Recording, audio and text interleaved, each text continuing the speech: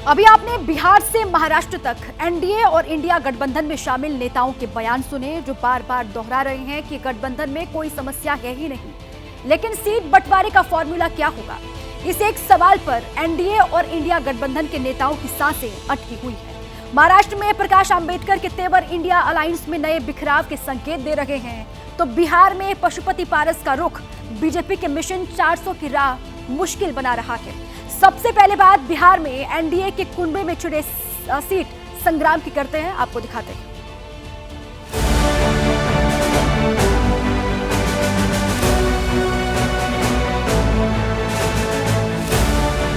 है आप लोगों का, क्या वो इस गठबंधन का हिस्सा है, क्या वो आपके कोटे में है या नहीं है? भाई मुझे नहीं पता कि वो गठबंधन का हिस्सा है नहीं है, ना ही वो मेरी चिंता में है। मेरे पास किसी के कोटे की सीटें नहीं। पहले चचा को आगे किए, भतीजा को नीचे किए, आज भतीजा को आगे कर रहे हैं, चचा को नीचे कर रहे हैं। दूसरे दलों को तोड़ करके अपनी राजनीतिक जो इच्छा पूर्ति है उसके लिए आगे बढ़ना चाहते हैं।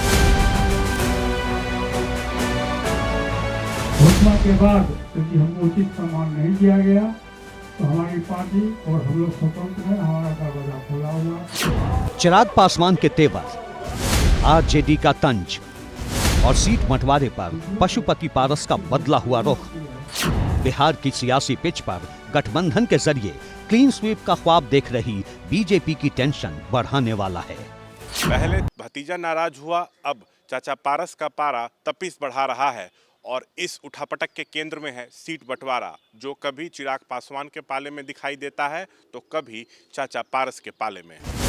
वैसे तो बिहार में एनडीए की ओर से आधिकारिक रूप से सीट बंटवारे का कोई भी फॉर्मूला सामने नहीं आया है, लेकिन 13 मार्च को बीजेपी अध्यक्ष जेपी नड्डा से चिराग पासवान की मुलाकात और इस मुलाकात के बाद चिराग पासवान मीडिया से जिस अंदाज में मुखातिब हुए, वो अंदाज उनके चाचा पशुपति पारस की धड़कनें कई गुना बढ़ा गया।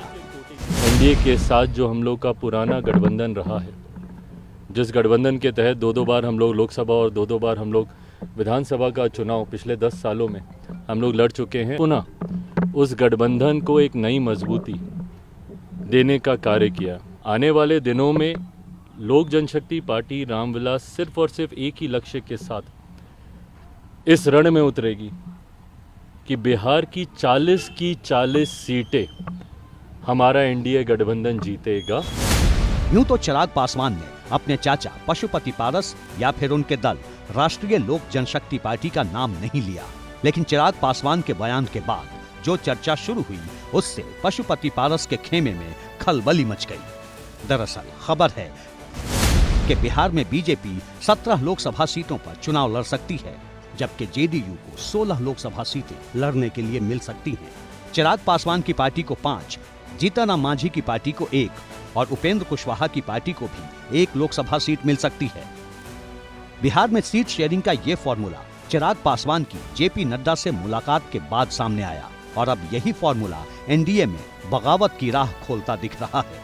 एनडीए के अंदर तनातनी इस कदर बढ़ चुकी है कि पशुपति पारस ने शुक्रवार को पार्टी की मीटिंग बुलाई, आगे की रणनीति पर चर्चा की, फिर प्रेस कॉन्फ्रेंस के जरिए एनडीए का ईमानदार सहयोगी होने की दुहाई दी और इसके बाद बता दिया कि सीट नहीं तो रास्ते और भी हैं। हमारी पार्टी के साथ 5 सांसद हम लोग हैं। पार्टी को चाहिए था, एनडीए गठबंधन को चाहिए था कि सीटिंग गेटिंग गो होता है, लेकिन हमारी पार्टी के साथ न्याय नहीं किया गया। अब एनडीए का नेतृत्व कर रही बीजेपी के सामने चुनौती बड़ी है, क्योंकि रामविलास पासवान की लोक जनशक्ति पार्टी से निकले दोनों धड़े एनडीए का हिस्सा हैं और दोनों ही एक दूसरे के साथ काम करना नहीं चाहते, कम से कम सीटों के मामले में तो बिल्कुल नहीं। ऊपर से रामविलास पासवान और उनके परिवार की पारंपरिक सीट रही हाजीपुर पर चिराग पासवान और पशुपति पारस दोनों किसी समझौते के मूड में नहीं हैं। जेपी नड्डा से चिराग पासवान की मुलाकात के बाद हाजीपुर में लोक जनशक्ति पार्टी रामविलास के कार्यकर्ता उत्साहित हैं, जबकि पशुपति पारस ने बीजेपी नेतृत्व को साफ बता दिया है कि वो चुनाव तो हाजीपुर से ही लड़ेंगे। हमारी किसी से कोई बातचीत नहीं हुई है, लेकिन हम हाजीपुर से चुनाव लड़ेंगे। हम तीनों सांसद जहाँ से हम लोग सांसद रहे हैं, वहाँ से हम चुनाव लड़ेंगे। हमारी पार्टी का फैसला। यानी अगर हाजीपुर सीट पर चिराग पासवान और पशुपति पारस में कोई समझौता नहीं हुआ तो हाजीपुर में इस बार चुनावी लड़ाई चाचा बनाम भतीजा होगी। अगर एनडीए की बात करें तो हाजीपुर सीट पर पशुपति पारस की दावेदारी चिराग पासवान से कहीं ज्यादा मजबूत है। 2019 में पशुपति पारस इसी हाजीपुर सीट से सांसद चुने गए थे और एक बार फिर से वो हाजीपुर से चुनाव लड़ना चाहते हैं, जबकि चिराग पासवान 2019 में जमुई सीट से दूसरी बार सांसद चुने गए थे। बीजेपी ने चुनाव के ऐलान से पहले ही 267 उम्मीदवारों का ऐलान कर दिया था, लेकिन अब तक बिहार की किसी भी सीट पर बीजेपी ने अपना प्रत्याशी नहीं बताया है। इसके पीछे सबसे बड़ी वजह कहीं न कहीं सीट बंटवारा ही है, जो अब तक फाइनल नहीं हुआ है। हालांकि बिहार में बीजेपी के तमाम नेताओं को यकीन है कि सीट बंटवारे का मसला जल्द सुलझ जाएगा। भारतीय जनता पार्टी राष्ट्रवाद के लिए काम करता है, इसलिए सभी लोग भाजपा से जुड़ना चाहता है। चचा भतीजा का जो भी मामला है, लेकिन दोनों भाजपा के साथ चलना चाहते हैं और भाजपा के साथ रहेंगे। बीजेपी की मुश्किल ये है कि वो बिहार में चिराग पासवान और उनके चाचा पशुपति पारस में से किसी को भी छोड़ना नहीं चाहती। बीजेपी किसी भी तरह दोनों पार्टियों को साथ लेकर चुनाव लड़ना चाहती है, लेकिन समाधान निकलेगा कैसे? फिलहाल पटना से दिल्ली तक मंथन जारी है।